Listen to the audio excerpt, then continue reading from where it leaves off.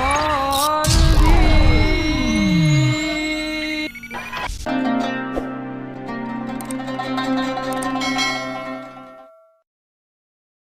Sahabat takwa yang dirahmati oleh Allah Subhanahu wa Ta'ala,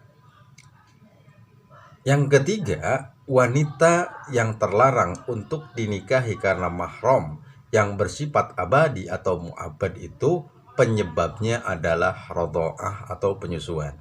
Sebagaimana kita pahami dari awal bahwa yang menjadi mahram yang bersifat mu'abbad itu ada sebabnya itu karena nasab, yang kedua karena sebab musyaharah, dan yang ketiga ini di sini karena sebab radha'ah atau karena sebab penyusuan.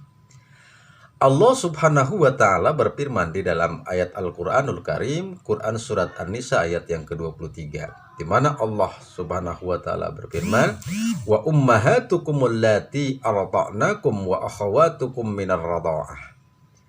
Dan diharamkan tentunya, yaitu ibu-ibu yang menyusui kamu, saudara-saudara perempuanmu sesusuan. Jelas konteksnya di sini, ya, bahwa radha'ah atau saudara susuan itu diharamkan untuk dinikahi, atau dalam istilah lain menjadi mahram bagi yang bersangkutan. Tetapi tentu ada beberapa persyaratan yang dikemukakan oleh para ulama tentang radha'ah ini atau persusuan ini, ya. Persusuan atau radha'ah yang seperti apa yang akan menjadi mahram dan haram untuk menikah itu?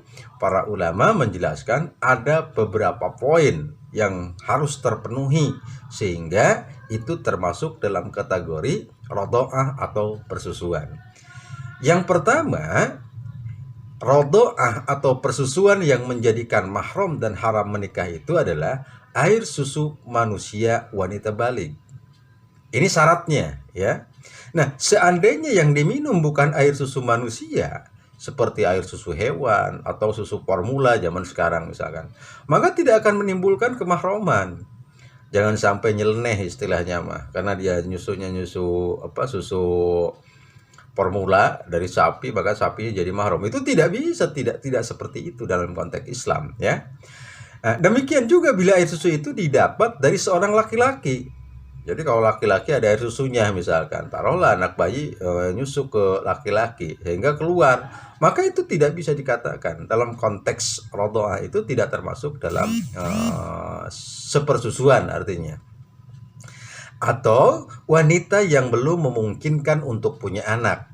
Misalnya wanita yang belum balik, maka para ulama sepakat penyusuan seperti itu tidak akan menimbulkan kemahraman. Sahabat takwa yang dirahmati oleh Allah Subhanahu wa Ta'ala, persyaratan yang kedua, radha'ah atau persusuan yang haram menikah atau yang menjadi mahram itu adalah syarat keduanya sampainya air susu ke dalam perut. Yang menjadi ukuran sebenarnya bukan bayi menghisap putingnya, bukan, melainkan bayi meminum air susu. Sehingga bila disusui namun tidak keluar air susunya, tidak termasuk ke dalam kategori penyusuan yang menimbulkan kemahraman.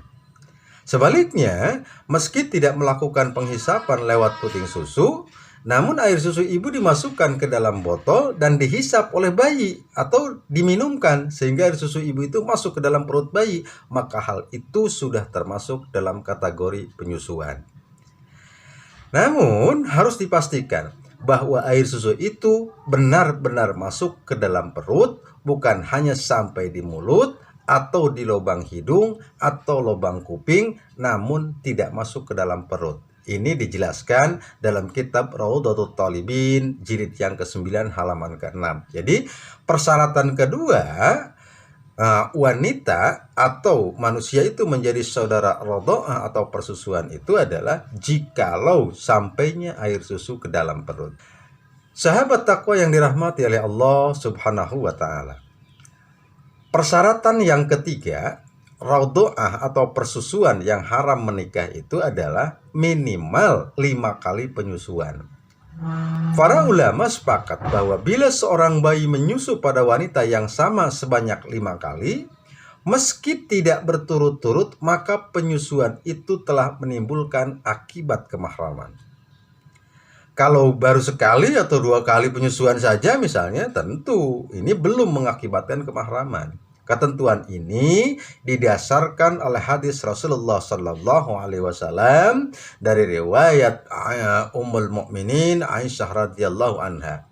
Kana fi ma unsila minal Qur'an asru ra'atin ma'lumatin yuharrimna summa nusyakhna bihamsin ma'lumatin Patuwfiya Rasulullah sallallahu alaihi wasallam wa hunna bima yuqra'u minal Qur'an. Yang artinya kurang lebih begini. Dahulu ada ayat yang diturunkan dengan lafaz 10 kali penyusuan telah mengharamkan. Kemudian ayat itu dihapus dan diganti dengan 5 kali penyusuan. Dan Rasulullah sallallahu alaihi wasallam wafat dalam keadaan para wanita menyusui seperti itu. Sahabat takwa yang dirahmati oleh Allah Subhanahu wa Ta'ala, persyaratan yang keempat yang termasuk dalam kategori rodho'ah atau saudara sepersusuan yang haram menikah itu antara lain air susunya sampai mengenyangkan. Di sini dikatakan sampai kenyang. Hitungan 1 kali penyusuan bukan berapa kali bayi mengisap atau menyedot air susu, bukan. Ya, di sini dikatakan ya, hitungannya itu. Namun yang dijadikan hitungan untuk 1 kali penyusuan adalah bayi menyusu hingga kenyang. Biasanya kenyangnya bayi itu kan ditandai dengan tidur gitu ya. Ada pula bayi itu melepas putingnya sebentar lalu mengisap lagi. Nah, tidak dianggap 2 kali penyusuan, tetapi dihitung 1 kali saja. Dasarnya adalah dari mana? Rasulullah Sallallahu Alaihi Wasallam katakan, ar-radha'atu minal maja'ah. Penyusuan itu karena lapar. Jadi jelas ya, yang namanya sampai kenyang di sini itu adalah si bayi memang sudah merasa kenyang dari proses penyusuannya itu, ya. Itu ditandai dengan apa? Sampai tertidur. Kalau cuma 1 kali slep gitu ya, sudah itu termasuk tidak 1 kali penyusuan. Itu menurut para ulama tidak termasuk dalam kategori sampai kenyang, ya. Maknanya seperti itu. Sahabat takwa yang dirahmati oleh Allah Subhanahu wa Ta'ala, persyaratan yang kelima dari rodho'ah atau persusuan yang haram menikah itu adalah maksimal 2 tahun. Maknanya apa? Hanya bayi yang belum berusia 2 tahun saja yang menimbulkan kemahraman. Jadi kalau bayinya sudah 3 tahun, 4 tahun, maka menurut para ulama dalam konteks ini tidak bisa dikatakan sebagai saudara rodho'ah. Maksudnya bagaimana? Kalau ada bayi sudah umur lewat dari 2 tahun misalkan, lalu kemudian dia disusukan oleh perempuan lain, maka itu tidak termasuk dalam kategori rodho'ah. Maksudnya seperti itu. Karena usia maksimalnya adalah 2 tahun. Di sini dikatakan, sedangkan bila bayi yang menyusui itu sudah lewat usia 2 tahun, maka tidak menimbulkan kemahroman.